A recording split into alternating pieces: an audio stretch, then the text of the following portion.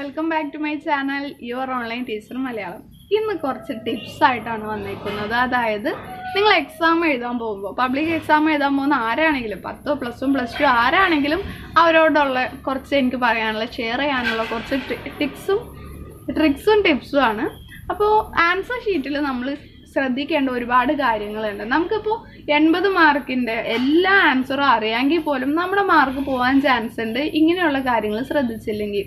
First തന്നെ നമുക്കറിയാവുന്ന പോലെ തന്നെ അഡ്മിഷൻ നമ്പർ കാര്യങ്ങളെല്ലാം വളരെ കൃത്യമായിട്ട് തന്നെ യാതൊരു തെറ്റും വരുത്താതെ തന്നെ എഴുതാം. പിന്നെ ആൻസർ ചെയ്യുമ്പോൾ മാക്സിമം നിങ്ങൾക്ക് ആ ഒരു ക്വസ്റ്റ്യൻ പോകുന്ന ആ ഒരു ഓർഡറിൽ എഴുതാൻ പറ്റുമെങ്കിൽ അത്രയും നല്ലത്. ഓർഡർ തെറ്റിയെന്ന് വിചാരിച്ച് കുഴപ്പമൊന്നുമില്ല. നമ്മൾ ഓർഡറിൽ അങ്ങനെ എഴുതുകയാണെങ്കിൽ ആ പേപ്പർ നോക്കുന്ന ടീച്ചർക്ക് എളുപ്പമുണ്ടാവും. അപ്പോൾ കുറച്ചും കൂടി റിലാക്സേഷൻ ഫീൽ ചെയ്യും ആ ഒരു ടീച്ചർക്ക്. പിന്നെ കഴിവതും ഫസ്റ്റത്തെ പേജിൽ മിസ്റ്റേക്സ് വരുത്താതിരിക്കുക, അത് വളരെ നന്നായിട്ട് ശ്രദ്ധിക്കേണ്ട ഒരു കാര്യമാണ്. പിന്നെ നമ്മുടെ ആൻസർ ഷീറ്റിലേക്ക് ടീച്ചറുടെ അട്രാക്ഷൻ ക്ഷണിക്കുകയാണ് മെയിനായിട്ട് വേണ്ടത്. നിങ്ങൾക്ക് മാർക്ക് സ്കോർ ചെയ്യാൻ വേണ്ടിയിട്ട് ഏറ്റവും കൂടുതൽ ശ്രദ്ധ കൊടുക്കേണ്ട ആ ഏരിയ ഇതാണ്. പക്ഷെ ചിലവർ ചിന്തിക്കും ഇതൊക്കെ പഠിപ്പിച്ചുകൾ ശ്രദ്ധിക്കേണ്ട കാര്യമാണെന്നൊക്കെ ചിന്തിക്കും. പക്ഷെ ഒരു കാര്യമല്ല, നിങ്ങളുടെ മാർക്കാണ് പോകുന്നത്. നമ്മൾ ഒരു തവണയല്ലേ എക്സാം എഴുതുന്നത്. അപ്പം നമുക്ക് സ്കോർ ചെയ്യാൻ പറ്റുന്ന ഏറ്റവും കൂടുതൽ മാർക്ക് സ്കോർ ചെയ്യാൻ നോക്കാം. അതുകൊണ്ട് തന്നെ ഞാനീ പറഞ്ഞു തരുന്ന കാര്യങ്ങളൊക്കെ എല്ലാവരും തന്നെ, ഈ വീഡിയോ കാണുന്ന എല്ലാവരും തന്നെ ചെയ്യാൻ നോക്കുക, നല്ല മാർക്ക് സ്കോർ ചെയ്യാം. അപ്പോൾ എന്തൊക്കെയാണ് ചെയ്യേണ്ടതെന്ന് വെച്ചിട്ടുണ്ടെങ്കിൽ, ഫസ്റ്റ് തന്നെ ക്വസ്റ്റ്യൻ ആൻസേഴ്സ് ഒരു ഓർഡറിൽ എഴുതാൻ നോക്കുക.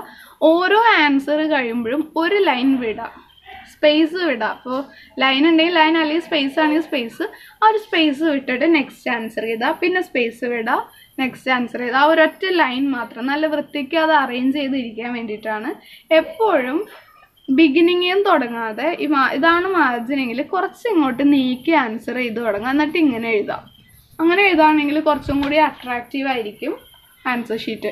പിന്നെ എന്താ ചെയ്യണമെന്ന് വെച്ചിട്ടുണ്ടെങ്കിൽ, നമുക്ക് 4 മാർക്കിൻ്റെ ക്വസ്റ്റ്യൻസ് ഒക്കെ, പോയിൻ്റൊക്കെ ഉള്ള ക്വസ്റ്റ്യൻസ് എഴുതേണ്ടി വരുമ്പോൾ എന്ത് ചെയ്യണമെന്ന് വെച്ചിട്ടുണ്ടെങ്കിൽ, ഓരോ പോയിന്റും എഴുതാം, എന്നിട്ട് അത് അടിയിൽ വരച്ചിടാം. പോയിന്റ്സ് അടിയിൽ വരച്ചിടാം, എന്നിട്ട് അതിൻ്റെ എക്സ്പ്ലനേഷൻ എഴുതാം. പിന്നെ 5 മാർക്ക് തൊട്ടുള്ള ക്വസ്റ്റ്യൻസ് ആണെങ്കിൽ എന്ത് ചെയ്യണമെന്ന് വെച്ചിട്ടുണ്ടെങ്കിൽ, ഇപ്പോൾ ഒരു example, factors affecting choices of business operation എന്ന് പറഞ്ഞിട്ട് ഒരു 5 മാർക്കിനോ 8 മാർക്കിനോ ഒരു ക്വസ്റ്റ്യൻ വന്നുവെന്നിരിക്കട്ടെ. അങ്ങനെ ഒരു പോയിന്റ്സ് ഒക്കെ വരുന്ന ഒരു ക്വസ്റ്റ്യൻ ആണെന്നുണ്ടെങ്കിൽ ഒരു ഹെഡിങ് ആയിട്ട് അത് എഴുതി വെക്കുക. അതായത് factors affecting choices of business operation എന്ന് പറഞ്ഞുകൊണ്ട് അത് ഹെഡിങ് ആയിട്ട് എഴുതി, കുറച്ച് വലുതാക്കി എഴുതി, അടിയിൽ 2 വരയൊക്കെ വരച്ചിടാം. എന്നിട്ട് അതിലേക്ക് പോയിന്റ്സ് ആഡ് ചെയ്യുക. ഫസ്റ്റത്തെ പോയിന്റ് എഴുതാം, അതിൻ്റെ എക്സ്പ്ലനേഷൻ, നെക്സ്റ്റ് പോയിന്റ് അതിൻ്റെ എക്സ്പ്ലനേഷൻ, അങ്ങനെ ആ ഒരു രീതിക്ക് എഴുതാം. അപ്പം അങ്ങനെയൊക്കെ എഴുതുമ്പോൾ പേപ്പർ നോക്കുന്ന ടീച്ചർ ഒരുപാട് ഇമ്പ്രസ്ഡ് ആവും. സത്യമായിട്ടുള്ള കാര്യമാണ്, ഇമ്പ്രസ്ഡ് ആവും, നിങ്ങൾക്ക് മാർക്ക് കൂടുതൽ കിട്ടുകയും ചെയ്യും. അതേസമയം നമ്മളെ ആ ടീച്ചറുടെ സ്ഥാനത്ത് നിന്നൊന്ന് ആലോചിച്ചാൽ മതി. അതായത് ഇപ്പോൾ എല്ലാ ആൻസറും കറക്റ്റാണ്, പക്ഷെ കംപ്ലീറ്റ് വെട്ടും തിരുത്തിയായിട്ട് വൃത്തികേടായിട്ടുള്ള രീതിയിലാണ് ആൻസർ ഷീറ്റിൽ എഴുതിയണമെങ്കിൽ ഒരിക്കലും അത് ഫുൾ വായിച്ചു നോക്കില്ല, ഫുൾ മാർക്ക് ആ ഒരു ക്വസ്റ്റ്യന് കൊടുക്കുകയുമില്ല. സ്വാഭാവികമാണ്. അപ്പം നമ്മൾ ഇപ്പോൾ അത്യാവശ്യം പഠിച്ചിട്ടുള്ളെങ്കിൽ പോലും വളരെ നന്നായിട്ട് ഇങ്ങനെയുള്ള കാര്യങ്ങളൊക്കെ ശ്രദ്ധിച്ച് നീറ്റായിട്ട് ഹെഡിങ് എഴുതി വരയൊക്കെ വരച്ച് ഇങ്ങനെ എഴുതാമെന്നുണ്ടെങ്കിൽ നല്ല മാർക്ക് സ്കോർ ചെയ്യാൻ സാധിക്കും. അപ്പം ഇങ്ങനെയുള്ള കാര്യങ്ങളൊക്കെ പ്രത്യേകം ശ്രദ്ധിക്കുക. പിന്നെ കുറച്ച് ബോൾഡായിട്ട് എഴുതാം പോയിന്റ്സ് എഴുതുമ്പോൾ.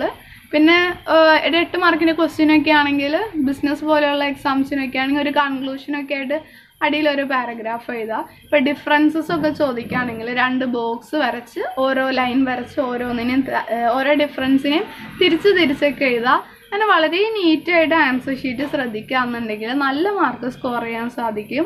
മാക്സിമം ആൻസർ ഷീറ്റിൽ വെട്ടും തിരുത്തും ഇല്ലാതെ നോക്കുക, ക്ലീൻ ആക്കി വെക്കുക. അറിയാവുന്ന ആൻസേഴ്സ് ആദ്യമേ എഴുതി വെക്കാം. പിന്നീട് അറിയാൻ പാടില്ലാത്തത് ലാസ്റ്റ് ചെയ്താൽ, അപ്പോൾ സമയം കിട്ടിയില്ലെങ്കിലും കുറച്ച് കൈയക്ഷരം വൃത്തികേടായാലും അത്രയും പ്രശ്നമല്ല, സമയം കിട്ടാഞ്ഞിട്ടാണെന്ന് ഓർത്തോളും.